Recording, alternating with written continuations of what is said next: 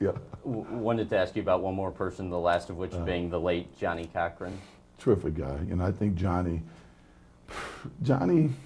if you were at his funeral, it's amazing the testimony that was presented at his funeral. That every case he got involved in after my case, it allowed him to go and make some change in the law. Laws changed because of Johnny Cochran's commitment. He loved the law. He loved the law. There's not a person on this planet that were in trouble in any way, shape, or form would not have wanted Johnny to represent them.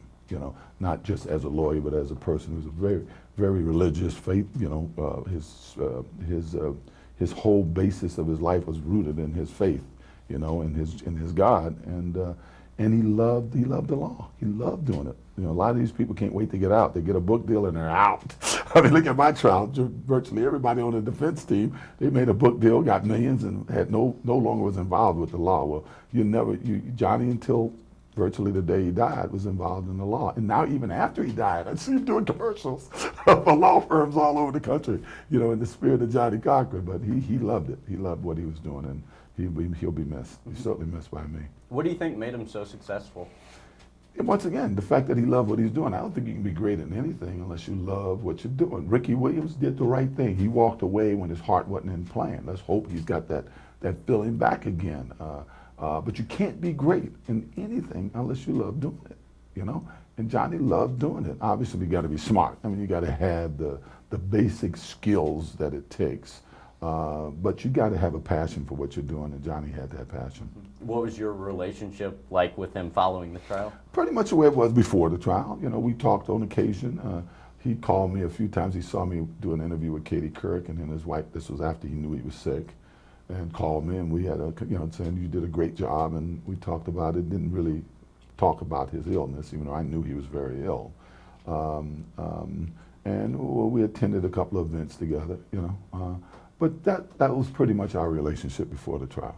I'd see him on occasion, and we'd talk on occasion, and in the social environment ran into each other on occasion. Mm-hmm. Now, you were at Cochran's funeral. When Reverend Al Sharpton spoke, he said, and I quote him, "With all due respect to you, Brother Simpson, we didn't clap when the acquittal of Simpson came for O.J. We were clapping for Johnny." And he was serious when he said that, and from the first-hand accounts I've received, the other guests, generally African American, were in agreement. How did that make you feel? No, first of all, it was Johnny's funeral, and if that's how he saw it. That's how he saw it.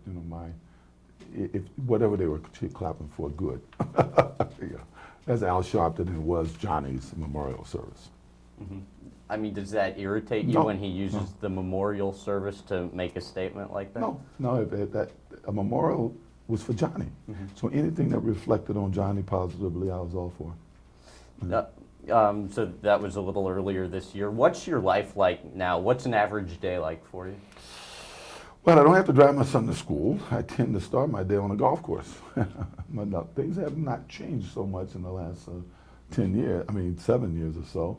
Except my daughter's gone to college and my son drives, so it frees me up to travel a little more.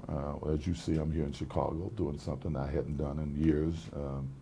I tend to accept more invitations. I've always gotten invitations to attend events, and last week I was in Washington, D.C. The Congressional Black Caucus invited me up for a charitable event and golf tournament, and it was great being in D.C. with all the congressmen and stuff. These are invitations that I haven't accepted for years, and now I accept them. Mm-hmm. Are you content with your lifestyle, or do you have the desire to do more? You always have the desire to do more. I mean, I'm comfortable in what I'm doing. Obviously, I want to do a little more because I'm accepting these invites for various things. Most of them are more social, but some of them are even business opportunities. But when you have a $50 million judgment here and a $25,000 judgment over here, you got to temper what you do in a business world, because I'm just a firm believer. I would rather have less in my life than to pay somebody something that they don't deserve. So I'll take less, just not to pay. A lot of people say, well, why don't you just make a deal with them that you'll give them a percentage of what your earnings are going to be? Well, no, I'm not giving them nothing that they don't deserve. So I won't work. Yeah. Any interest in re-entering the television industry? If the situation presents itself, I've had a couple of overtures.